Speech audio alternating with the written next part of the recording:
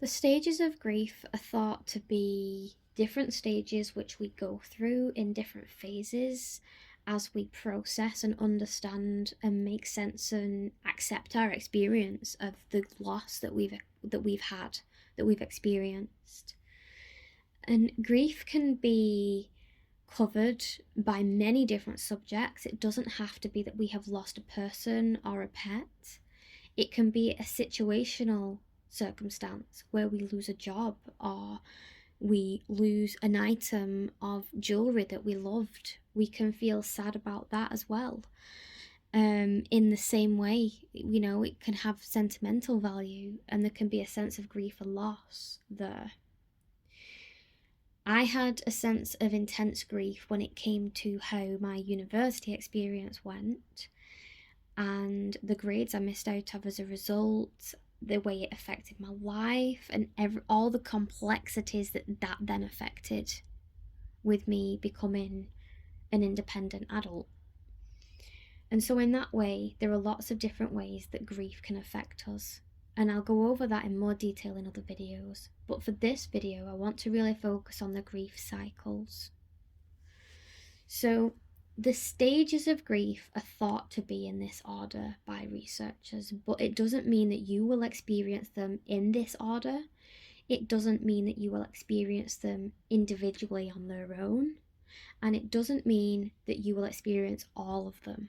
You might skip some of them, you might run through some of them really quickly without even realizing on a subconscious level. You might experience multiple at the same time, and you might jump between them at the same time as well. So they reckon that the first stage of grief is denial, then anger, then bargaining, then depression, and then acceptance. And then you might then go back into denial as the different waves of grief come over you and release in intensity and length over time. That's the general idea. The stages of grief propose the general cycle of which phase or emotional state is likely to follow on from one another. That being said, it isn't always the case. In fact, it is very common that you might jump from one stage to another. Personally, I found I would go from one to another and then suddenly jump to one in a way that might have been confusing had I not had the knowledge that I have now. And my stages generally went like this: denial to bargaining to anger to depression to anger to bargaining, acceptance, and then depression. The anger and depression stages lasted the longest for me, and I found the depression usually followed acceptance and anger often coupled together with depression and bargaining. So I was experiencing multiple stages at the same time, and I was experiencing it very intensely. And as I cycled around the different phases of each of these, they gradually reduced in time. And each time I experienced them, the intensity that I experienced them was less so. Like, I could tolerate them more.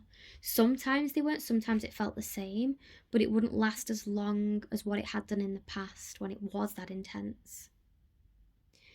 And I found things that helped and hindered this process of coming through these cycles. It's important not to gaslight ourselves from this very real and human experience, and to give ourselves time and compassion to feel our emotions, even when it's uncomfortable or looks ugly to both ourselves and others. So the timeline for this, they say a year to 2 years, and I say bullshit. Excuse my language, but it is. So I find that generally people want to come to grief therapy anything between 2 months to 6 months, and most grief therapies say that you only need to come to grief therapy after 6 months to a year. I think it depends when you're ready and what your circumstances are in what you need support with and why. Equally, a lot of societal standards suggest that after a year you've got through all the first and now it's time to get on with it. Again, I disagree. I think the first year is about getting through all of the first, dealing with the grief, going through these cycles until you get to a point where you've been through the first year. But then the next year, it's about rebuilding your life, usually. These are usually the themes that I see.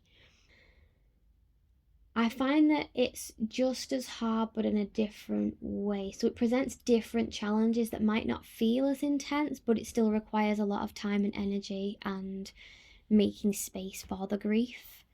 And it's about rebuilding your life, like living life after you've come to terms with the initial grief, and now you have to go on and move on in life and learn to live with it even more normally, rather than it being the fresh first events in the year without that person or that situation or whatever it was that happened that took something from you that you felt you had lost or lost out from. And I feel like the true healing only really begins to be noticed by yourself. Not that the true healing isn't there sooner, because I think it is. I think this is a full process of healing. But I think you as an individual will probably only feel the benefits at different increments, and will probably only feel it significantly as if you feel healed after like a couple of years. That's my what I have noticed in themes from people. I think we put too much of a time constraint on this, and I don't think we should. So in the first stage, denial, we might have thoughts such as, or the experience or the beliefs we might have might be, if I focus on something else, I won't have to deal with this. It can be I feel numb, remembering or rewriting facts differently than they occurred. It might be toxic positivity by pretending you don't feel any pain or forcing yourself to act as if everything's okay, even though you do feel pain and things aren't okay. You might also use food and substances and gambling to avoid feeling the pain as a distraction, basically. Denial is a difficult space where we may be in shock or not yet be ready to fully process the emotions of the initial event, and so have not yet been able to begin to heal. We might try to avoid our pain by hiding from the reality of what's in front of us, and this can also present as disbelief, especially if you're dipping between one or two different grief cycle spaces. You might revisit this at different times, but in different ways, and it can present as the disbelief, like, I cannot believe this happened. How did this happen? Like, why? It can come across in that sort of way. Belongings, photos, and memories can trigger you to begin to move out of this phase because it's a reality check ultimately, and this can cause a lot of emotional distress. It really requires you to engage in some self-care practices and lean into your support network. Hopefully you have one of those. The next stage, if we're going in the cycle in the way that the research lays out, and like I say, it might not do, your stages might jump to a different one. But the next stage is supposedly anger. Anger serves as a protective and helpful function. It might be taboo to say so, and our society may encourage and shame us into shoving this deep down within ourselves. But when we do this, it doesn't mean it goes away. It simply gets stored somewhere for another time, place, or situation.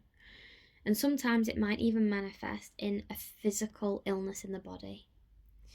There are healthy ways to acknowledge and express and process your anger, so I think we need to give anger the space it deserves. And this happened to me. So when I was trying not to let my anger take over, I became very resentful, bitter, and essentially emotionally unstable. And it contributed to adrenal fatigue, which is also known as burnout. And I was getting repetitive infections and intense headaches, just regular, like every month, nearly every other month, I was getting these infections and these illnesses. And it's because I had tried not to get angry with the people who had hurt me, and I'd lacked on my boundaries, and that's where I had experienced grief and loss in that sort of way as one of the elements that contributed to my grief and loss at that time. And I pushed it down until one day I couldn't ignore it, and everything I was angry about just spilled out in a very public and messy way. I was catatonic and destructive to be around. Things I touched would break, even though I thought I was being gentle with them. For example, I would close a cupboard door and things would smash, or I would put a glass down and it would smash. It was a pretty rough time. And I wondered when it would end. I hated how it felt, I hated how it looked, how disconnected to myself I felt. And I was exhausted all the time because it took so much energy. And eventually, when I had allowed it space and taken time to recognize its function, it did run its course. And that's when the next part of my healing could begin. This was a normal response to what I'd dealt with and how I'd tried to survive the experiences I had dealt with and lived through. And normal in the sense that it had to come out eventually because I pushed it down so deeply, which is why it was so explosive. Now, some people experience anger and frustration and don't know how to deal with it. And it might be hard to watch people being in anger. I think it's a very difficult space to be in, especially when it comes to grief. You want to lash out at people. You want people to feel your pain and understand it. You want justice, and when you can't get it, you almost feel the need to become criminal to then and commit criminal acts to attain that justice, to feel like your grief and your pain and your loss has had an appropriate response. And anger can be because of that experience. It can be, the need and the yearning for that and the injustice that you feel you are experiencing might make you feel those feelings. It might not. It might come out in a different way.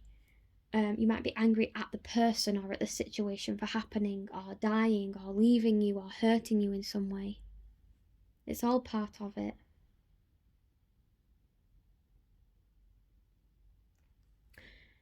And in that, you might want to write a letter that you're not going to send. You might want to rip some paper. You might want to rip some Play-Doh. You might want to punch some Play-Doh, whack it with a hammer, punch into your pillow. Let your anger out in a safe, contained way, but in a way that you are letting it out. The gym can be helpful to run really, really fast on the cross trainer, to pump some really heavy weights. There's lots of ways you can channel anger in a healthy way. Bargaining is the next stage. So thoughts and behaviors you might say to yourself or engage with might be, if I just do this, maybe it'll be okay and go away. So if I just get thinner, maybe they won't leave me. If I just act perfect, maybe they'll stop hurting me and harming me. You might say, but they said they'd never leave, and you might not be able to believe that they have actually left you, but they promised they wouldn't leave. And it's like you're bargaining with reality and telling yourself, but they promised that this wouldn't happen. And you're almost bargaining with your own reality because it's so painful you don't want to face it, but you have to. So it's like an argument with yourself almost. The tarot cards say X, Y, and Z. So you might lean into spirituality and tarot readings, which I did, and it kept me stuck. Same with God, if you don't fix this, I won't do X, Y, and Z. Might cause problems with your faith. Things you might also think, and this links to anger, this is where things can overlap. I will make them listen to me. And it's bargaining. It's like, listen to me. Please listen to me. I will make you listen to me. God, if you fix this, I'll do anything. I'll still believe. If you don't fix this, I won't believe.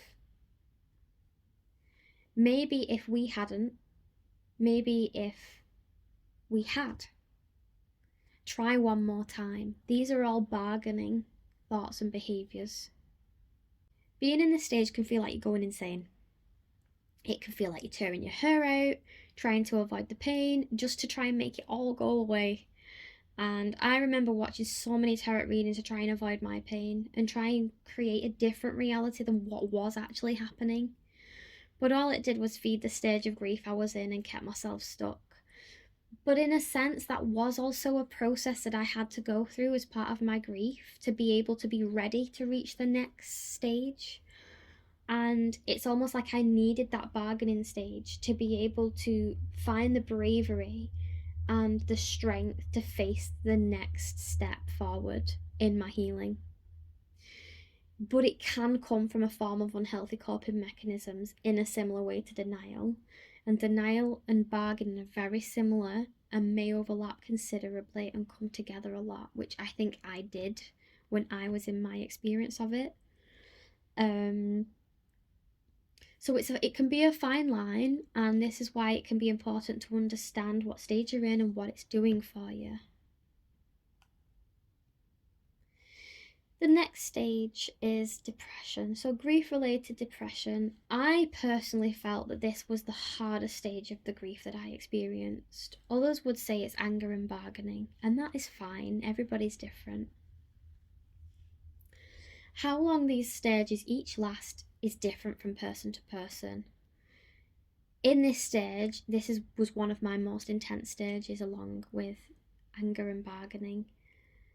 In this stage, you might feel like you're walking in a void or consumed by the emotions of everything that's happened and everything that you feel and everything that you've not had that you should have had, and just all of it. It can feel like everything is just crashing down on you and on the weight of your shoulders.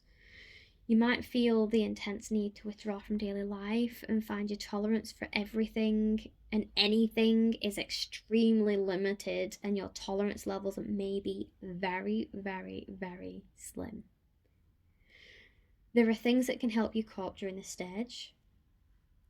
Sometimes it's simply about having someone to talk to, sit with, just to take the edge off and not feel quite so alone in it.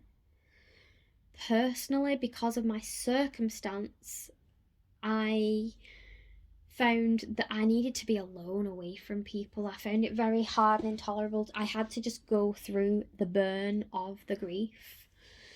I think if I was able to take antidepressants and stuff, then perhaps it would have taken the edge off, but it would also have masked the symptoms for me.